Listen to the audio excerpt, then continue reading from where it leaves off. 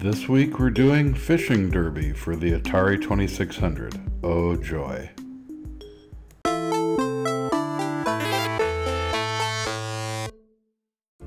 Well, let's open the YARG file on this game and see what it's about.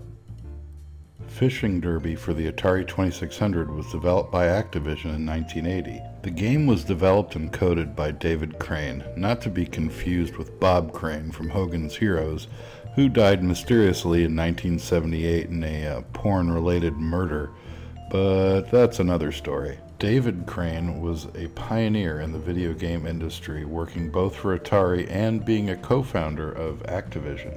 Some of David's notable titles include Kaboom, Pitfall, Pitfall 2, all for the Atari 2600, as well as Ghostbusters and Little Computer People for the Commodore 64. And of course today's title, Fishing Derby. In Fishing Derby, the objective is to control the fisherman on the left and have him reel in 99 pounds of fish before your opponent does. The opponent in Fishing Derby can either be the CPU or a human player playing on the other joystick port. Once the fish is caught, it will slowly rise to the surface by itself, but if you press the fire button, it'll reel it in faster. Unfortunately, only one player at a time can do this, so if the computer's reeling in a fish, you kind of gotta wait with this fish at the end of your line. At the very top level of the water is the shark. The shark will, of course, eat any fish that happens to touch it, so try not to do that, even though it's hard to predict the shark's movements as it seems to change speed and direction kind of randomly.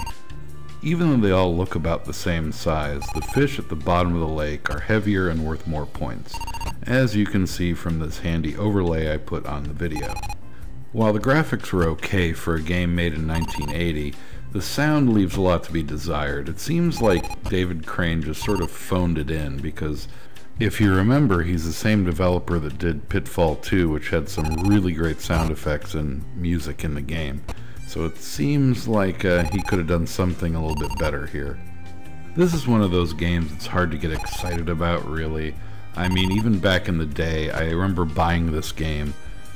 It was on a closeout table a few months after the big video game crash of '83, and it was on a table filled with a bunch of other cartridges, and it was the only like Activision game there, and it's quite honestly it's not one of their best ones, and there wasn't even a patch you could get. Unlike the other Activision games, you didn't get a patch for finishing this one. Well, it looks like the computer is going to win. The only thing I don't like is there's a lack of excitement. It just sort of ends. I think I need to add some excitement to the CPU's win right now. Yep, this screen should have been in the original, just saying. Overall, the game really wasn't horrible, but I don't think it deserves more than about a C-. Hey everybody, thanks for watching my video. If there's a specific game you'd like me to review, drop me a note in the comment box below. If you liked the video, give me a thumbs up. If you didn't, give me a thumbs down. If you want to see more of my stuff, why not subscribe? Also, if you really want to, you can support me on Patreon. Thanks for watching.